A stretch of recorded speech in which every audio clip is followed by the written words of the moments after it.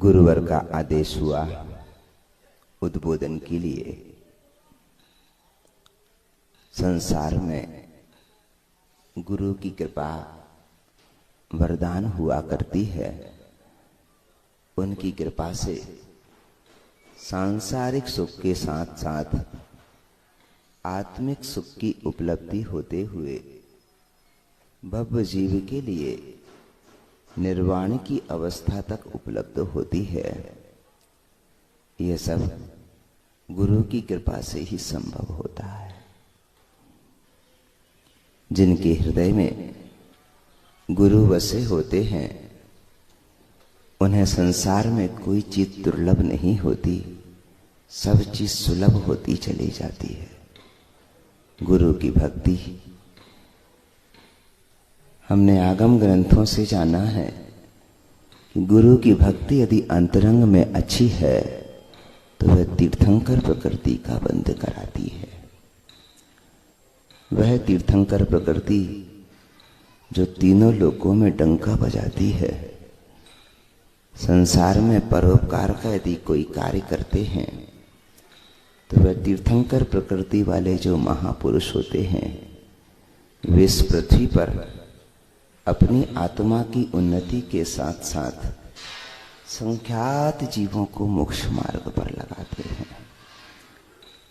ऐसी उस तीर्थंकर प्रकृति का बंध गुरु भक्ति से हुआ करता है। जिन्होंने गुरु भक्ति से प्रेरित होकर के उन गुरुओं की स्तुति की है, पूजन की है, भक्ति की है, वे महान पुण्य कमाते हुए अपने जीवन को सफल करते हुए अपनी आत्मा की उन्नति की ओर जाते हैं।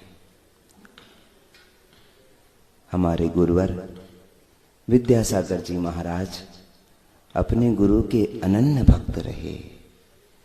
जीवन के अंतिम समय तक उन्होंने इस प्रकार की चर्या को निभाया और इस प्रकार की अपनी वाणी को संयमित करके रखा और इस प्रकार से अपने जीवन में जितनी भी ऊंचाइयों को पाया उस सब का श्रेय स्वयं करते हुए भी सदा यही विचरण वार्तालाप करते रहे। गुरु की कृपा से सब हो रहा है, गुरु की कृपा से सब हो रहा है। उनकी उस वार्तालाप को सुनकर के, उस वार्ता को सुनकर के मन कहता है कि गुरुवर विद्यासागर जी महाराज कर्तृत्व, भोक्तृत्व, स्वामित्व से ऊपर उठ करके अपनी आत्मा की उन्नति करते हुए सिद्धालय को प्राप्त करने के लिए इस कली काल में भी महान कठिन चर्या को संपन्न करके गए हैं। उनके स्थान पर वर्तमान आचार्य समय सागर जी महाराज ज्ञान ध्यान तप में रहने वाले धैर्य की मूरत हैं। अभी तक हमने धैर्य को पुस्तक में पढ़ा था, लेकिन वर्तमान के परिप्रेक्ष्य में जब से गुरुवर समय सागर जी महाराज आचार्य पदवी पर बैठे हैं, कैसा अद्भुत उनका धैर्य है। ये उनके चरण सानिध्य में रह करके उनकी वाणी को सुनकर के मैं समझ रहा हूं। अभी तो पुस्तक का लिखा लिखा पढ़ता था, लेकिन उस पुस्तक का लिखा हुआ भी मैं साक्षात महसूस कर रहा हूं कि उनके जीवन में कैसा गजब का धैर्य है। प्रभु से प्रार्थना करता हूं, अपने गुरु से प्रार्थना करता हूं, यदि उनके धैर्य का शतांश भी मेरे जीवन में आ जाएगा तो मेरे जीवन का उद्धार हो जाएगा, इस कली काल में भी मेरा भला हो जाएगा।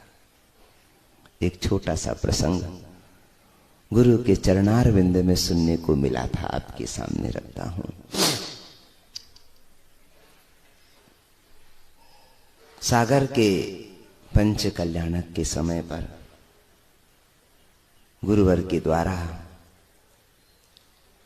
बहुत अच्छा कार्य संपन्न हुआ था, बहुत योगदान रहा था। एक बार वो अमरनाथ जी आचार्य महाराज के प्रवचन के पहले एक छोटी सी दृष्टांत को आचार्य महाराज के सामने रखा था।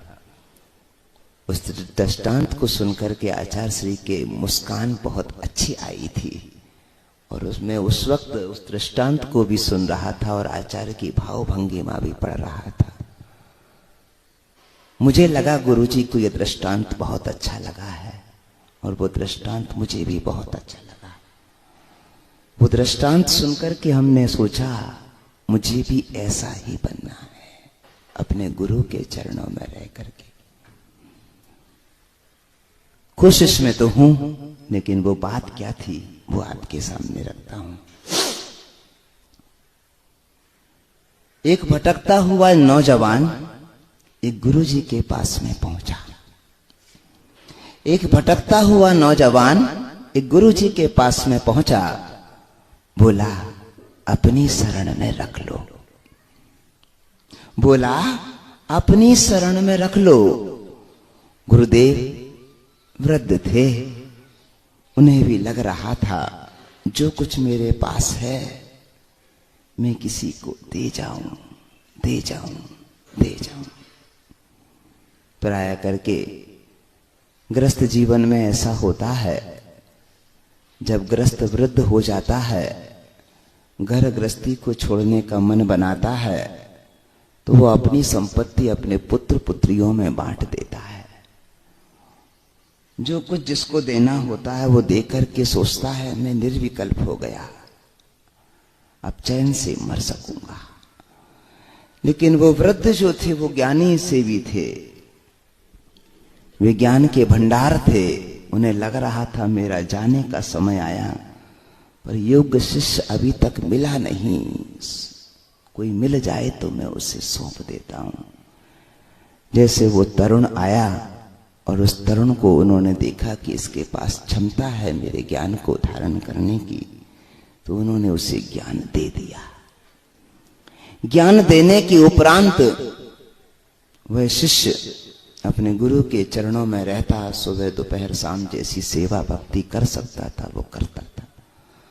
अचानक गुरु को एक बात का और ज्ञान हो गया, भान हो गया कि जिसको मैंने सब कुछ सौंपा वो कुछ दिन में मरने वाला है। जिसको मैंने सब कुछ सौंपा वो तरुण कुछ दिन में मरने वाला है। गुरु को चिंता हो गई, अब मैं भी जाने वाला हूं और शिष्य भी जाने वाला है। अब मेरे पास इतना समय तो है नहीं कि मैं दूसरा कोई शिष्य तैयार कर सकूं। मेरा दिया गया ज्ञान व्यर्थ चला जाएगा यह शिष्य यदि अकाल में मर जाता है तो। देखिए गुरु कितने उदार होते हैं, अपने से ज्यादा अपने शिष्यों की चिंता करते हैं। इसकी जिंदगी कम नहीं होनी चाहिए। इसको जो ज्ञान बांटा है ये परोपकार में दूसरे को लगाता रहे।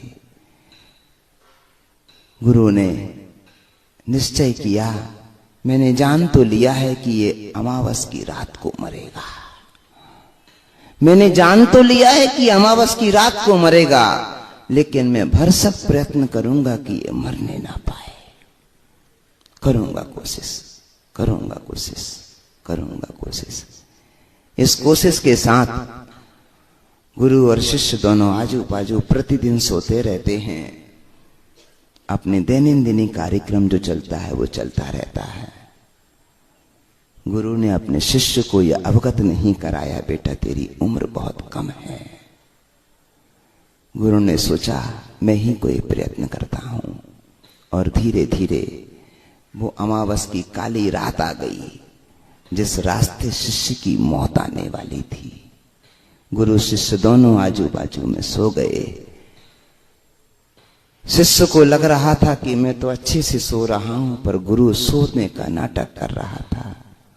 और अचानक काली रात को उसे आवाज आई कि वो मारने वाला चला आया, शिष्य को मारने वाला। गुरु अपने स्थान से उठा और कुछ कदम आगे जाकर के उस मारने वाले को रोकता है, ठहर जा, ठहर जा, ठहर जा, मुझे मालूम है तुम क्यों आए हो। सामने वाला कहता है तो फिर मुझे मेरा काम करने दीजिए। नहीं, तुम जिसे मारने आए हो वो मेरा शिष्य है। मैं अपने सामने अपने शिष्य को मरते हुए नहीं देख सकता। देखो, ये हमारा दुश्मन है, इसने मेरा ऐसा ऐसा बिगाड़ किया था, मैं इसे मार करके ही जाऊंगा। हम मानते हैं, गुरु ने कहा, हम मानते हैं कि मेरे शिष्य ने तुम्हारा कोई बिगाड़ किया होगा, पर हम चाहते हैं कि मैंने इसे ज्ञान देकर के सजाया संवारा है, ये दुनिया में आगे जाकर के बहुत परोपकार करेगा। तुम इसकी जान मत लो, तुम इसके बदले में चाहो तो मेरी जान ले लो।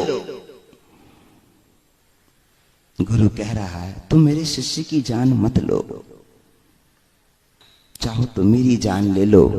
मैं कितने दिन का मेहमान हूं, कुछ दिन में चला जाऊंगा। पर वो शिष्य गुरु कहता है, तो वो सामने वाला जो मारने आया था वो एक काला नाग था। वो काला नाग कहता, नहीं, मैं तो डस करके ही जाऊंगा, विष इसके बदन में छोड़ करके ही जाऊंगा, मैं जीवित छोड़ नहीं सकता। पहले ये बलवान था तब इसने मुझे दबाया, आज मैं बलवान हूं, आज इसको दबा करके जाऊंगा। गुरु ने बहुत समझाया, मान जा मेरी बात, इस बदले के रास्ते से कभी भी शांति उपलब्ध नहीं होगी। तुम शांति का रास्ता अख्तियार करो, तुम्हारा भी भला होगा। पर जिसके मन में बदले की भावना होती है वो शांति का रास्ता अख्तियार नहीं करता। वो तो सोचता है बदला लेकर के ही मुझे शांति उपलब्ध होगी। बहुत देर गुरु महाराज और सर्प के बीच में चर्चा चलती रही। वो कहता है, मैं तो प्राण लेकर के जाऊंगा, और गुरु कहता है, प्राण दान दे दीजिए, बदले में मेरी जान ले लीजिएगा। कहां मिलेंगे ऐसे गुरु इस संसार में जो अपना जीवन देकर के शिष्य को सजाना और संवारना जानते हैं। इस कली काल में तो ऐसे शिष्य भी मिल जाएंगे जो गुरु पर ही प्रहार कर बैठते हैं, जीवन लीला समाप्त कर बैठते हैं। फिर भी लाखों करोड़ों में एक आध तो होता होगा जो ईमानदार होता होगा, वफादार होता होगा।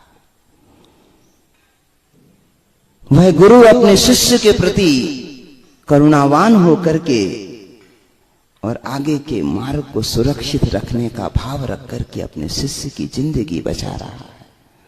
गुरु के मन में बदले की कोई चाह नहीं है कि मेरा शिष्य कल जाकर के मेरी जय जयकार लगाए, ऐसा कोई भाव नहीं।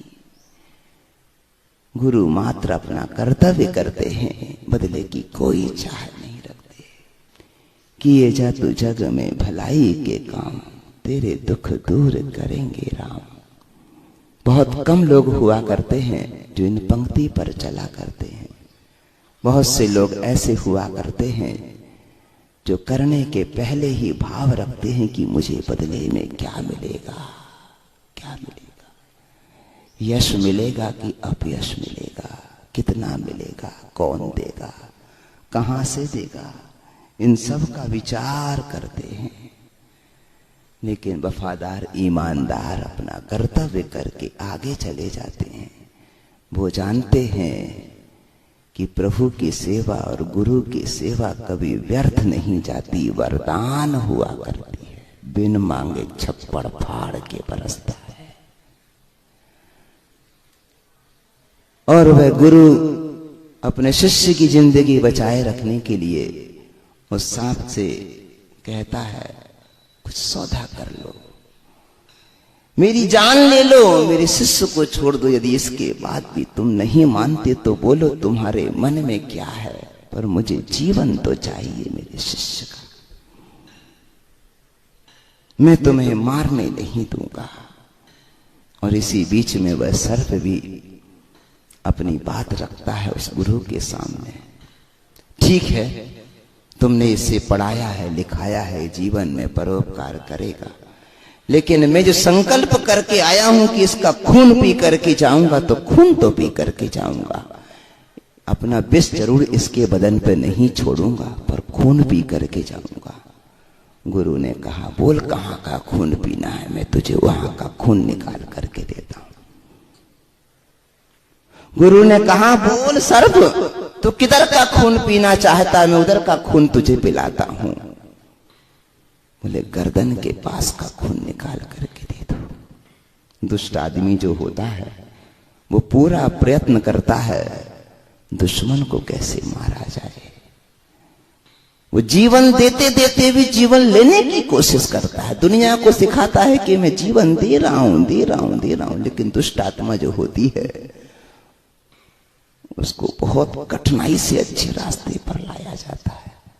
और वह कह पड़ा कि मुझे गर्दन का खून चाहिए। गुरु बोले, ठीक है, मैं तुझे गर्दन का खून ला के देता हूं। गुरु अपनी कोठरी में जाता है, वहां से कटोरी निकालता है, एक पैना औजार निकालता है, और शिष्य जहां सो रहा होता है उसकी छाती पर चढ़ करके, जैसे ही गुरु छाती पर चढ़ा त्यों ही शिष्य ने अपनी दोनों आंखें खोली, और जैसे देखा गुरु मेरी छाती पर बैठा है, दोनों आंखें बंद कर ली। गुरु को पता ही नहीं लगा कि शिष्य मेरा जग रहा है कि सो रहा है। और गर्दन के पास में पैना औजार लगा करके और गर्दन के पास का कटोरी में खून निकाला, और जहां से खून निकाला था उस स्थान को सहला दिया, और सहलाने के बाद में छाती से उठ करके वह गुरु सर्प के पास पहुंचा और कटोरा उसके सामने रख दिया, तुम इस खून को पी जाओ और चले जाओ। सर्प ने अपने वचन का पक्का था, गुरु से जो वादा किया उसने पूरा किया कि मैं इसके बदन में विष तो छोड़कर नहीं जाऊंगा, पर खून पी करके जाऊंगा। वह दुष्ट आदमी भी उस गुरु की संगत में कुछ ऐसा संतुष्ट सा हुआ कि अपने वचन में बंद करके खून पी करके चला गया। जो ही खून पी करके वापिस गया, गुरु अब अपने स्थान पर आकर के सो गया, निश्चिंत हो गया कि मेरे शिष्य का जीवन बच गया। और सवेरा होने को था, और वह गुरु अपने शिष्य को कहता है, उठ रे जमूरे, अभी तक सो रहा है? नहीं गुरुदेव, जग रहा हूं। क्या कहता है? जग रहा है, उठा क्यों नहीं? गुरुदेव, आपने सिखाया गुरु से पहले नहीं उठना चाहिए, इसलिए तुमसे पहले नहीं उठता हूं। गुरु से पहले उठना ये गुरु की तौहीन मानी जाती है। गुरु के पीछे चलना ये गुरु की विनय मानी जाती है। उठ गया गुरुदेव, तुझे मालूम है मैं तेरी छाती पर बैठा था? हाँ गुरुदेव, मुझे मालूम है आप मेरी छाती पर बैठे थे। अच्छा, तुझे मालूम है मैंने तेरी गर्दन काटी? हाँ गुरुदेव, मुझे मालूम है आपने मेरी गर्दन काटी। तूने मुझे रोका नहीं? अरे गुरुदेव, आपने ही तो सिखाया था, गुरु गर्दन भी काटे तो शिष्य का भला है। गुरु गर्दन भी काटे तो शिष्य का भला, आपने तो सिखाया था। जब आप मेरी छाती पर आए बैठे तभी मैंने देख लिया आप हैं। जब आप ही मेरी गर्दन काट रहे हैं तो मुझे लगा कुछ भला होने वाला होगा। गुरु से चेला भी आगे का निकला। गुरु ने जो ज्ञान दिया वो चेले ने आत्मसात कर लिया। गुरु उसका प्रश्न का उत्तर सुनकर प्रसन्न हुआ, जरूर ये मेरा चेला दुनिया में सबका भला करेगा। जिस व्यक्ति का गुरु पर ऐसा विश्वास हो कि यदि गुरु गर्दन भी काटे तो भी शिष्य का भला होता है, उस दिन से जब से मैंने ये कहानी सुनी है तब से मैं भी सोचता हूं, हे गुरुवर, तुम्हारी आज्ञा में ही मेरे जीवन का निर्वाह होता रहे। अच्छी हो या बुरी हो, आपकी आज्ञा वरदान बने। सच कह रहा हूं, गुरुदेव के आशीर्वाद से डोंगरगढ़ से हम निकल करके पहले नागपुर की तरफ गए। फिर आचार्य ने संकेत किया कि नागपुर से निकल कर डोंगरगढ़ से नागपुर गए, नागपुर से कारंजा गए, कारंजा समाचार आने इंदौर तरफ जाना है। फिर वहां से समाचार मिला बागड़ जाना है, फिर वहां से समाचार मिला इंदौर जाना है। उसके बाद समाचार मिला कि बड़वाह चातुर्मास करना है। बड़वाह चातुर्मास के बाद समाचार मिला कि महाराष्ट्र जाना है। उस दिन में बहुत रोया, दिन भर बहुत उदासी में निकल गए। पुनीत सागर सहज सागर बोले कोई विकल्प है क्या? हो सकता है तुम्हें महाराष्ट्र का भोजन पानी पसंद ना हो। हमने कहा नहीं महाराज, भोजन पानी की चिंता नहीं है, चिंता इस बात की है गुरुदेव उत्तर में रहते हैं, मैं दक्षिण तरफ जा रहा हूं। गुरुदेव की हम तरफ नहीं है, गुरुदेव की तरफ हमारी पीठ हो रही है। कब आऊंगा, कब मिलूंगा, कब दर्शन होंगे? उस दिन भर बहुत संकल्प विकल्प में गुजरा। एक बोर्ड पर स्लोगन लिखा हुआ था, उस स्लोगन को जैसे ही पढ़ा मन प्रफुल्लित हुआ। गुरु भविष्य जानते हैं। हमने जब उनको समर्पित कर दिया तो वो सब देख रहे हैं तुम्हारे जीवन में क्या अच्छा होने वाला है। गुरु की आज्ञा के पालने में ही भलाई है। जब उसको पढ़ा तो मैंने कहा ठीक है महाराज, अपन चलते हैं। 4-5 बरस वहां निकाल करके उधर से गुरुदेव के दर्शन किए। हमने ऐसा महसूस किया गुरुदेव की जो कृपा बरसी है, जहां जहां भी गया उनकी कृपा से किसी चीज की कमी नहीं हुई है। सबने हथेली पर रखा है। ये उनकी कृपा, ये उनके आशीर्वाद की कृपा सदा बरसती रही है। समय तो अभी कम है, लेकिन इतना कहूंगा, गुरु के प्रति आस्थावान होकर के, श्रद्धावान होकर के, भक्तिवान होकर के यदि हम किसी पथ पर निकल पड़ते हैं तो फूल भी अंगारे शीतल बन जाते हैं। फूल भी किन्हीं किन्हीं यदि अंगारे हुए हैं तो गुरु की कृपा से वो अंगारे शीतल हो जाते हैं और कांटे भी फूल बन जाते हैं। गुरु की कृपा से सब काम सफल होता है। मैं बताना चाह रहा था कि वो शिष्य अपने गुरु से कहता है, गुरु मेरी गर्दन भी काटे तो भी भला है। मैं उस पंक्ति को आत्मसात करके बैठने की कोशिश में हूं इस जन्म में कि गुरु का कहा हुआ मेरे जीवन में वरदान बने और गुरु का कहा हुआ मेरे जीवन में ऐसी ऊंचाई दे कि मैं इस पापी आत्मा, दुष्ट आत्मा, नीच आत्मा, पवित्र आत्मा बनूं, मोक्ष तक, सिद्धालय तक पहुंचूं और इस पंक्ति पर विश्वास करके चलूं। गुरु गर्दन भी काटे तो हमारा भला है। उनके वचनों में हमारा जीवन गुजर जाए, उनकी आज्ञा में मेरा जीवन सफल बने। इन्हीं मंगल भावनाओं के साथ आचार्य गुरुवर विद्यासागर महाराज की, वर्तमान आचार्य गुरुवर समय सागर जी मुनि महाराज की।